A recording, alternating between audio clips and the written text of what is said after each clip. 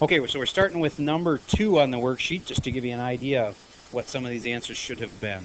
And I'm finding a common denominator. I'm going to use eighths. 1/8 minus 3 times 2 is 6/8 would give me negative 5/8. If they forgot the negative, take off half the point. I'm grading somebody else's paper right now. Now, what I want you to do is circle the one you just graded, because later they'll be wondering, like, circle all the way around it, like including the answer. And if it's wrong, put a slash through it. They'll know they screwed it up. But you're circling the ones that were graded so they can look through the thing quickly when it's back to them and go, okay, these are the ones that got graded, and here's the ones I got right and wrong. At the top, you're going to put a score out of 5 points, because we're only going to grade 5 of them. That's what I usually do on pretty much every assignment. Why only grade 5 of them? Because it takes way less time, and all the answers are eventually going to get posted. So if you want to know what all the other answers are, you can find out. And it just makes it more efficient, and the grades are always out of 5. Instead of some days homework is worth twice as much as others, it'll always be worth 5 points. All right, moving on. Number 8 is the next one we're doing. Number 8 says 6/10 plus 2/12. Can I just add them together the way they are? No, needs a common denominator. Could I use 120ths? Yes, and some kids probably did, and it's okay. But it's not as smart as if you'd used what? 60s probably is a good idea. Okay? If you don't see that, that's okay. Use 120ths. You can always times the denominators together and make it work. But if I want to make it 60ths, I'm going to times this one by 5, and I have to do it on top then too, because I'm really multiplying by 1. And I'm going to times this one by 6, and I times this one by 6, because I'm really multiplying by 1. So I'll have 36/60ths plus 10/60ths makes 46/60ths. And if they left it like that, I'll be nice today. But in the future, they would lose half a point. But today it's okay. And if it was out of 120, they'd have a 92 out of 120. And that's also okay. But these really should get reduced. Half of 46 is 23. Half of 60 is 30. That's a nice way to reduce. And then is there anything more that can happen? I don't think so. So there we go. That's the ultimate answer. It would be 23/30. Moving on to number 9, where this difficulty level steps up a bit. It's a little add fraction and a little subtract fraction, all in a big fraction. 3/2 plus 6/5 over 7/3 minus 1/15. And now, what's a good common denominator for the top? Probably tenths. So I'm going to go with times 5 times 5 and times 2 times 2. And I will end up with 15/10 plus 12/10 makes 15 and 12 makes 27/10. On the bottom, I'm going to go times by 5 here, times by 5 here. We'll make a 15th for the denominator. 7 times 5 is 35 minus 1 is 34/15. Now what do I do with these guys? I change it to a multiply, because right now it's a divide by. I change it to a multiply, but I can't just leave it the same. I multiply and flip the denominator part. So I'm going to say 27/10, that stays the same, times, instead of divide, 15 over 34. So I flip this. And I now have, these are big, nasty numbers. Do you know how you can cancel some stuff to make it easier? I hope you know how this works, but if you don't, I'll show you. 15 turns into 5 times 3. 10 turns into 5 times 2. Why did I just do that? Because now what can I do to my 5? Cancel them. There's one on the top, one on the bottom. Okay. And is there anything else like that I could do? Does 3 go into 34? Or does 2 go into 27? No. 27 could be written as 9 times 3, but then there'd be no 3s or 9s on the bottom. So I think I'm stuck. So now I got to multiply this out, and it ends up being 81 over 68. And there we go.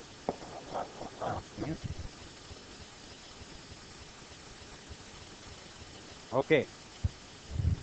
Next one is number 10. Number 10, this intimidates some people a lot, but it really shouldn't. What is the square root of 9/16? Well, you just do the square root of 9, which is 3, over the square root of 16, which is 4. So it's really just 3/4. You get that? All right, and then it says minus 3/5 times 5/3 to the second. Like this. All right, so now we already said this is really 3/4, so I'm going to put a 3/4 in there. 3/4.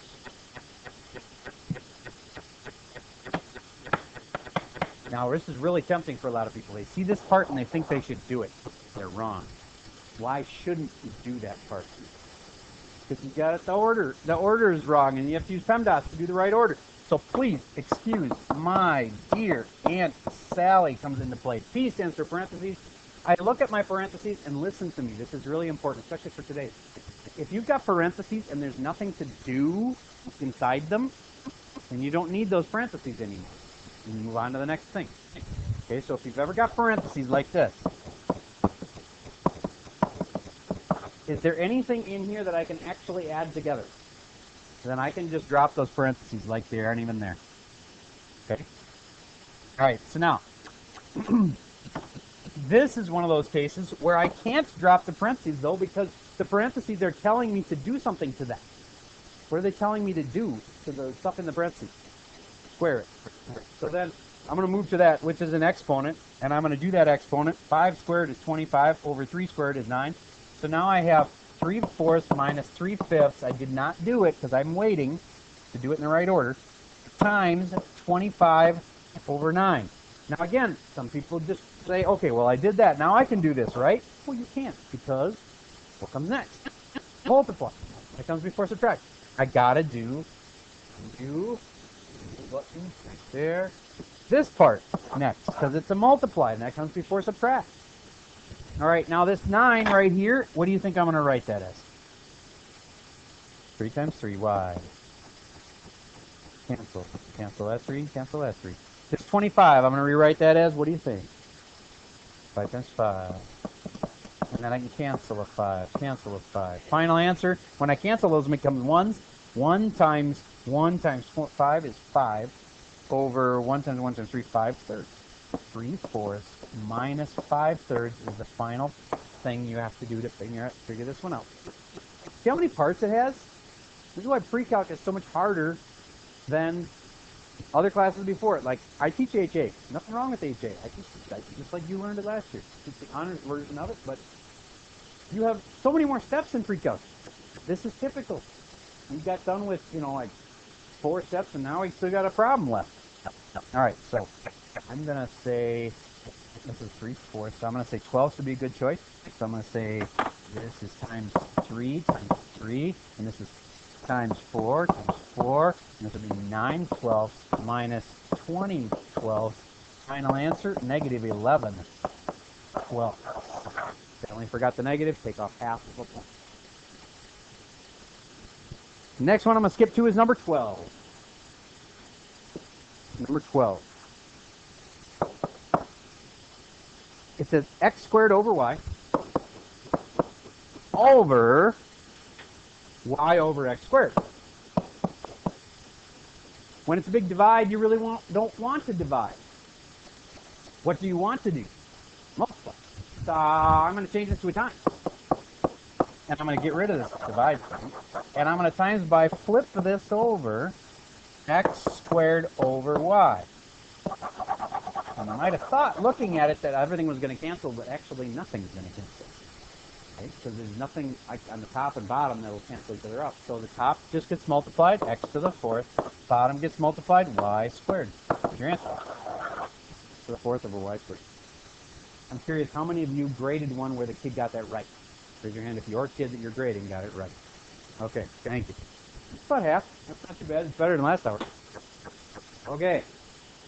So now that's 5 questions. You've circled those 5 questions. See, like they got them circled around the outside of them, and then you make it clear whether they're right or wrong, and then at the top, give them a score out of 5. Hand your paper back to the owner, please.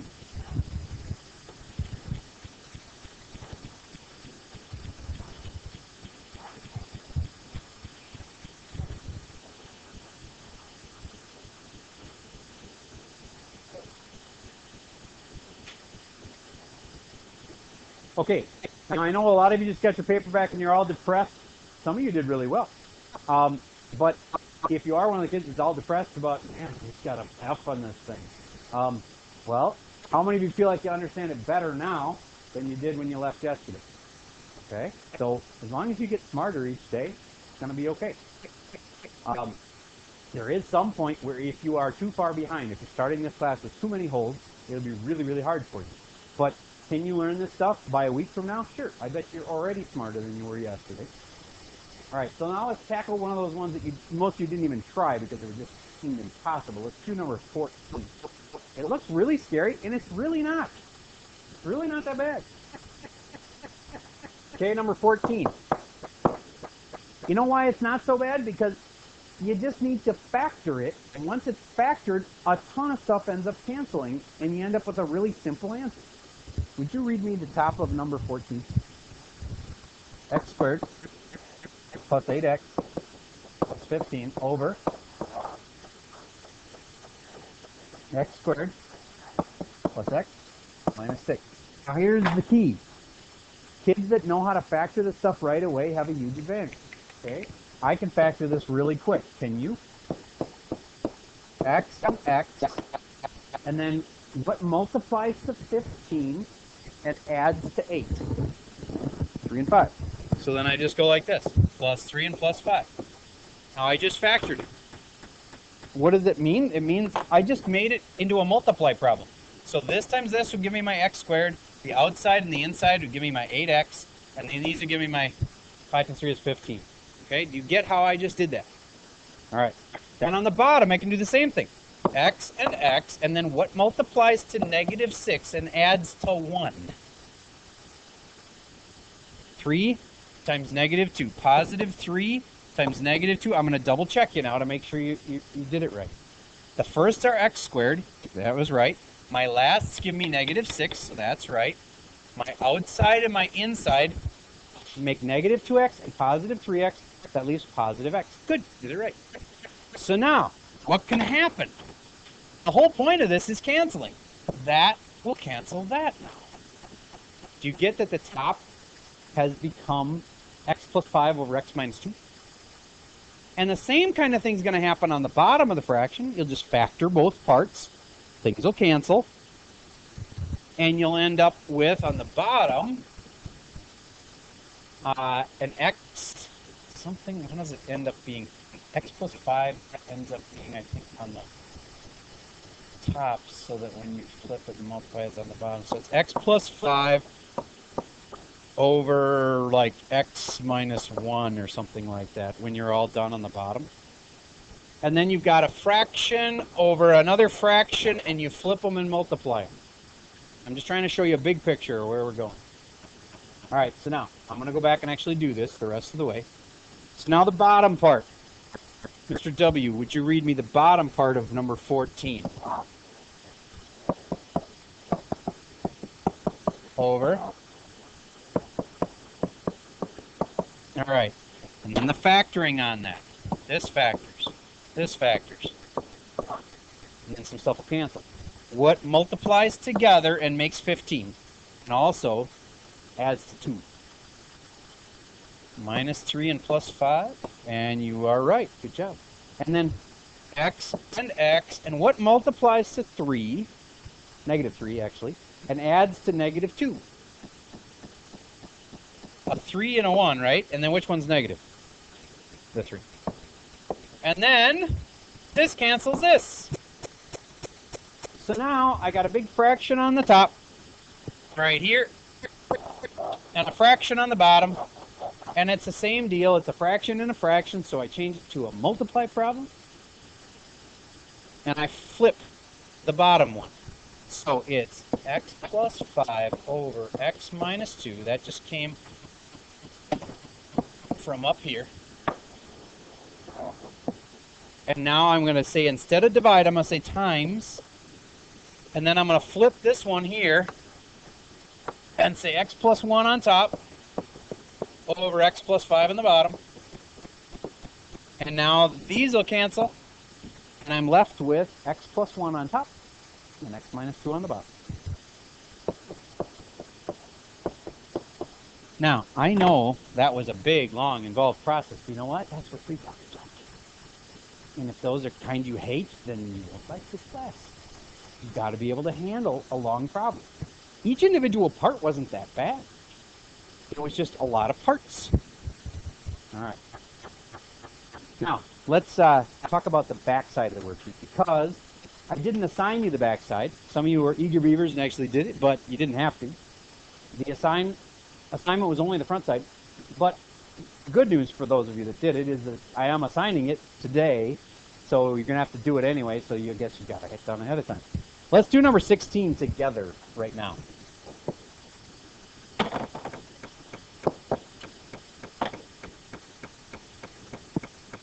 All right, so here we go. Number 16 is negative 3 comma 5 and 4 comma 9. Now, what do they want? They want me to tell a slope. Well, I could graph these and get the slope from that. This is definitely the slow way to do it, but it works. Negative 3 comma 5. Dot right about there. 4 comma 9 over 4 up 9. About there. Can I just eyeball the slope? And I really can't. I'd have to figure out how much did it rise over how much did it run, right? So what we usually do is we take the rise over the run, and what tells me the rise? The y tells me the rise. It even rhymes. Y is rise. Okay? Y's tell me the rise. So I'm going to take 9 minus 5 over 4 minus negative 3. Notice I said 4 minus negative 3. And yes, that is going to change. It's not going to really be minus. It's going to be plus. 9 minus 5, 4. Over 4 plus 3, 7. 4 sevenths is your slope. How many of you remember that? You've seen that before. It rings a bell. Okay, good. Next one. We're going to skip down. You should be able to handle number 17 all by yourself. Number 18. Number 18 gives me an M and then a point. Does anybody remember what M stands for? And then the point is negative 6 comma 12. Starts with an S. Slope, yes. When they say M is negative 1, they're telling you the slope. So they've told me a slope and they've told me a point. Let me give you one of the most powerful. There's probably 20 really powerful equations for this class. This is one of them. You need to write this down somewhere where you're going to remember it. And if you have notes started for this class, put them in your notes. Y minus y1 equals m times x minus x1. That is a biggie. Because if you learn that one, then when they give you a slope and a point, you can just stick them into that and you'll have your equation for it. Really, really easy. You have to know the formula. It's kind of like that. X equals negative e plus or minus square root b squared minus 4ac over 2a. That was a really big one, quadratic formula. This one's a really big one too. All right, so how do you use it? And why would you care? Well, this is called coordinate geometry. There are 14 questions on coordinate geometry on the ACT test. Out of 60 questions, 14 of them, which is a fair amount, are where they give you coordinates, like this comma this, and they ask you to do stuff with that. Well, one of the things they ask you to do is this comma. There's not 14 of this equation here, but you'll use this equation once or twice on the ACT test if you know what you're doing. All right, so I'm going to go and take my point, and I am going to put it in here. Oh, hold on, marker's giving me issues. Here and here. Those two spots are where you put the point. The x goes in the x1 spot, and the y goes in the y1 spot. Then the other thing that's important is that you put the m where the m goes. That's pretty obvious. The slope goes right there.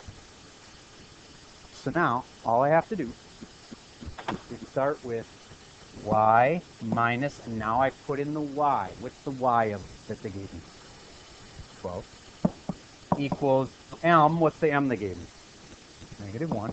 Times x minus, and I'm not supposed to put x1. What's the x?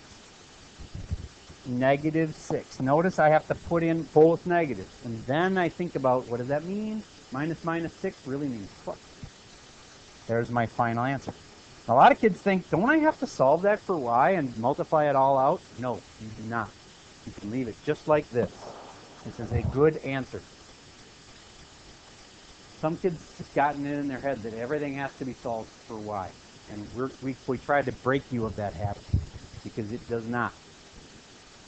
Eventually, if you're headed towards AP Calc, which is the class after this one, the way they grade the AP Calc test is if you have this answer and then you try to solve it for y, it's okay, but if you make any mistake in there, it'll be wrong. You know what I mean? So you would have been good enough to leave it right here. If you try to go farther and you screw up, you're going to mark it wrong.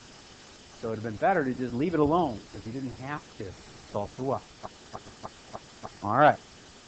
Moving on to number 22. Here's how you do that. They have given you 2 points in number 22. -1, 3 and -2, 5. Now what do they want you to do with it? Just find the slope again? We already did that. No, they want the equation that passes through the given point. Well, how do you do that? You start by finding the slope. And once I know the slope, I'll have a slope and a point, and I can use this one again without looking at your notes. What do you think's next? Y minus y1 equals m times minus. Very good. All right. So what do I need for this? I need a slope. I already did practice that on the last section. So slope is this minus this over the 5 minus 3 over -2 minus -1. I got to include all the negatives. -2 minus -1. So what does that really mean? 5 minus 3 is 2 over -2 plus 1, which is -1. Final answer, -2. And now what I was finding was the slope, which we abbreviate with an m. So I just figured out my slope. So now, kids, when they get to this part, say, well, which point should I use for the y? Either one you want, doesn't matter. Either point. I'm going to just say if they're equally, like if there was one point that was simpler than the other one, like didn't have any negatives, take that one. But since this isn't any simpler, I'm just going to take the one that's closer to me. I'll take that one. And I'm going to put it in here. Y minus 3 equals the slope right here, which I figured out right here, is -2. X minus the x of it is right here, -1. Notice I put in both negatives, and then I can change it to plus. Here's my final answer. Do I have to solve for y? No. Get out of that habit. It's okay, but it's just extra work. It could screw up, and I'm better off to not bother. All right, now, that was the old homework. Now, we're all caught up on that. Now, the good thing is, the only thing I have to teach you for new stuff is to remind you about these rules for exponents. So I'm going to do that quick. What I mean is like this kind of stuff. It's always hard to remember. Do I add those? Do I multiply those? What do I do? There's a lot of little ways exponents can interact, and I'll show you those. I'm going to give you some examples. You might want to write these down in your notes.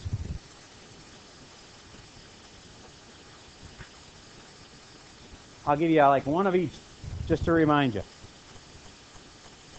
This one and this kind, what's your gut? Do you think we should add, subtract, multiply, or divide the 3 and the 2? Are some adds and some multiplies? How many think, raise your hand if you think add? And multiply. Lots of multiplies. You're right. X to the 6th. Now what if it's the ACT test and you have just realized, I forgot, which way is it? You can explode these out and make it make sense. Do you get how x squared is really x times x? All I just did there was rewrite my x squared as an x times x. And then you get that to the 3rd power, means I do it times itself 3 times.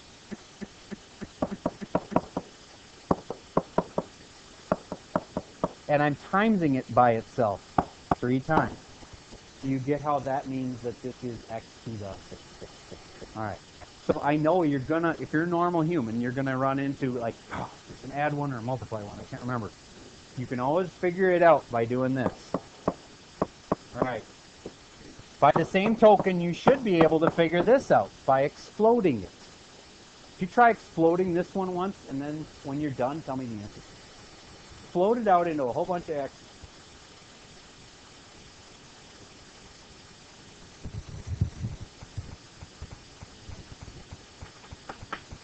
All right, some of you are making a mistake. You don't have any paper out. Don't try to do all of this on the worksheet. Because I know you could write in the margins, but it's just going to make your worksheet really messy. I do a lot of practice problems in here, and I do expect you to do them along with me. All right, to explode this thing, you'd go x times, I'm just putting the dot for that, because if I put it times sign, it looks like an x. X times x. Do you see how that's really x to the fourth? But you know what? That's not a great example. You know why?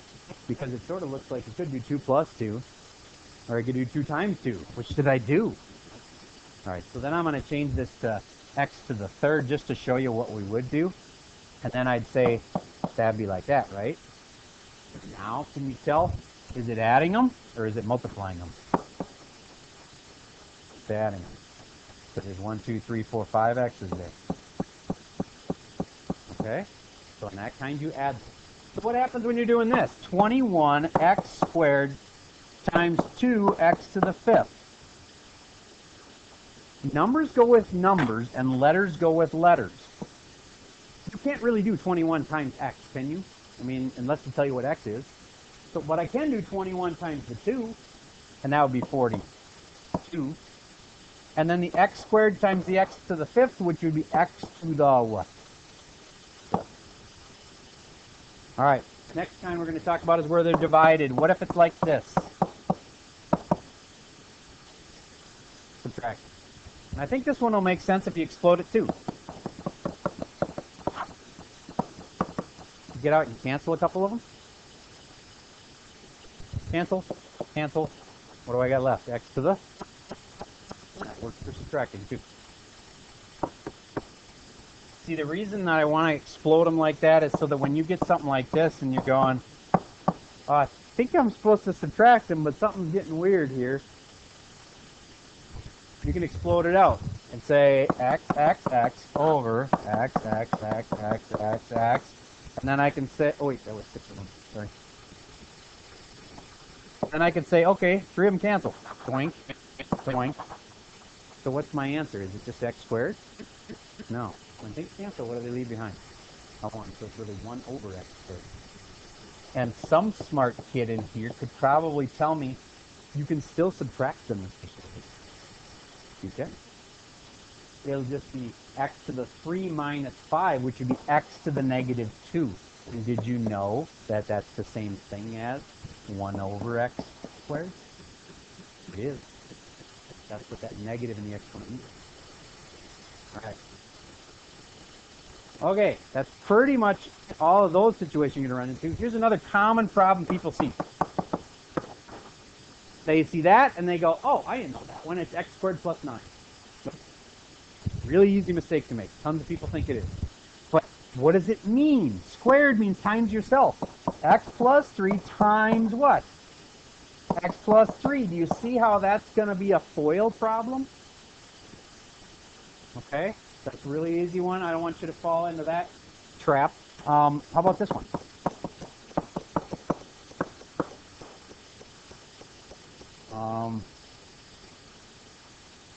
Oh yeah, I know.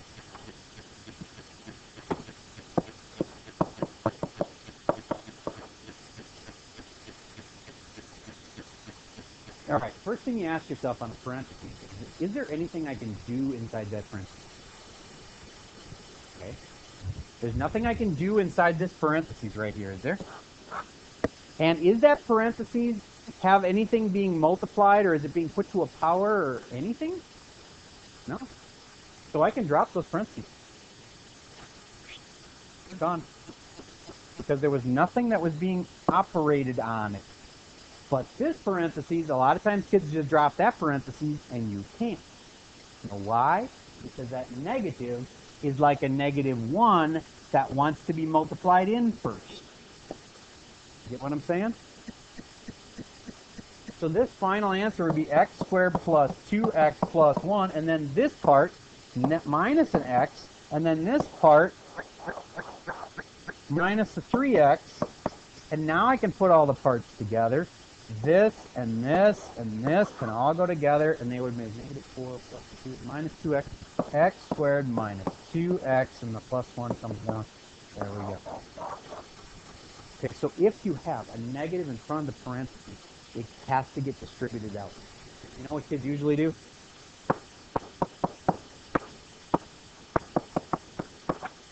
They just drop the parentheses, and they say, oh, that's the same as 4x minus 3x minus 4.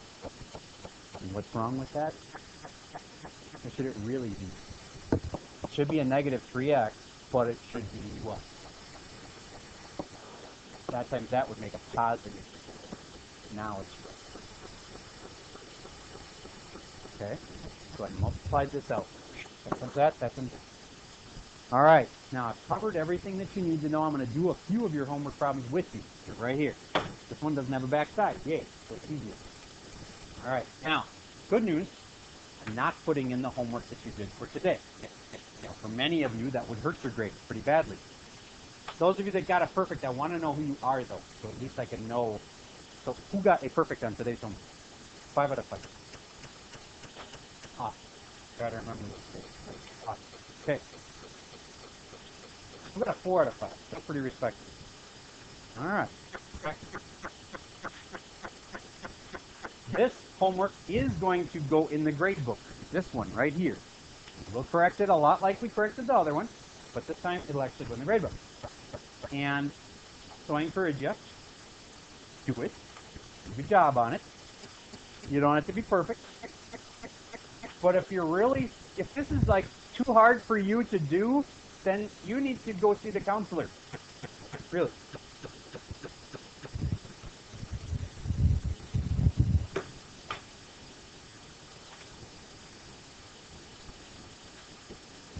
It's not that I'm trying to get rid of people. I'm trying to get people in the right spot. Like, it's just, you could take a really smart kid and put them at a class that's just one class higher than they're supposed to be, and they're going to feel like an idiot. If they just get them in the right spot, you can still teach them stuff, they'll learn stuff, they'll get better grades, they'll be happier, and they won't jump off bridges. So I want you in the right spot. I want you to be all depressed and frustrated in January when this class gets hard. Yes, your homework is to finish last night's. You do have to finish last night's, but I did some of them with you already. And the one I just handed out, I'm about to do some with you. Did you guys all get them already? The one I was handing them out when I think I stopped. I think I got distracted there. Or did everybody already get them? Did anybody else get them? That's kind of weird. Some of you said. Okay, did you get them yet? You already got them? Did you get them? How did just the one kid? All right. Oh, you stole it for you. All right. Okay, so let's do. Number one's way too easy. Number two, you just have to multiply fractions. You know, you distribute that 5, 6. That'll be easy if you know how to multiply fractions. Number three, you just have to distribute the 2, and you just have to distribute the negative 3, and that'll want to be easy also. Let's look at 4. 4 is the first one that gets a little tricky. 2/3 n squared. And then we have times 21 n to the 5th. Okay. So, numbers with numbers, letters with letters. All right, this one goes with this one. I can multiply them together. And this one goes with this one. I know it's n to the 7th, because that I can do pretty easy in my head, but what the heck is 2/3 times 21? Well, I can go off to the side and go 2/3 times 21. Oh, I'm going to put it over 1. Is there any little smart canceling things I could do? Yeah, the 21 could be what? 3 times 7, and then that would be smart because then the 3's would cancel. And the final answer would be 2 times 7 over 1, which is 14 n to the 7th.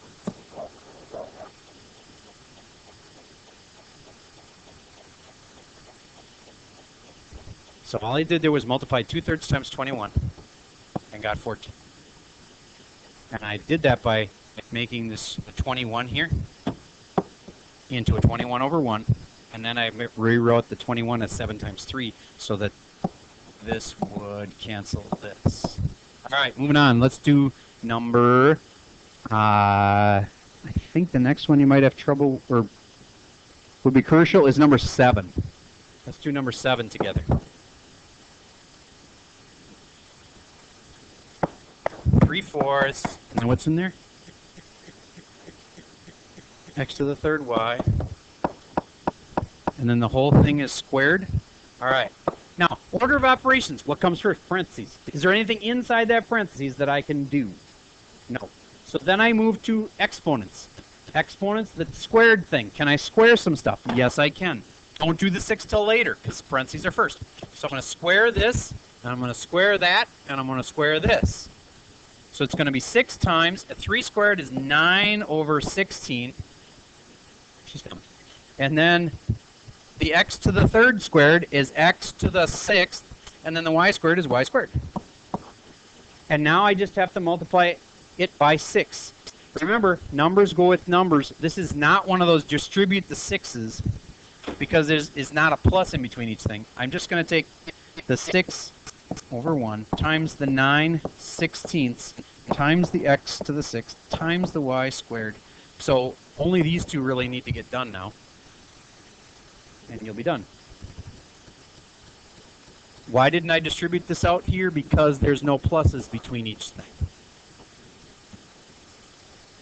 So I just take the 6 times the 9/16, and I would probably take the 16 and turn it into 2 times 8, and I'd probably take the 6 and turn it into 2 times 3, and that way I can cancel the 2's.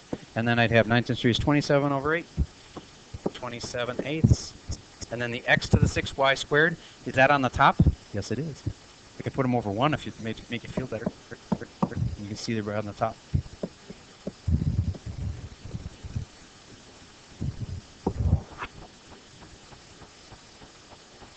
Some kids like to write this as 27/8 out in front, and then x to the 6th y squared. That's fine, as long as you know that those are actually on the top.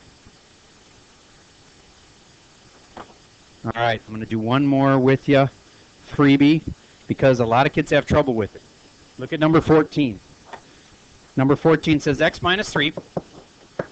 I know you're tempted to pack up, but I wouldn't pack the worksheet up yet. X squared minus 3x plus 8.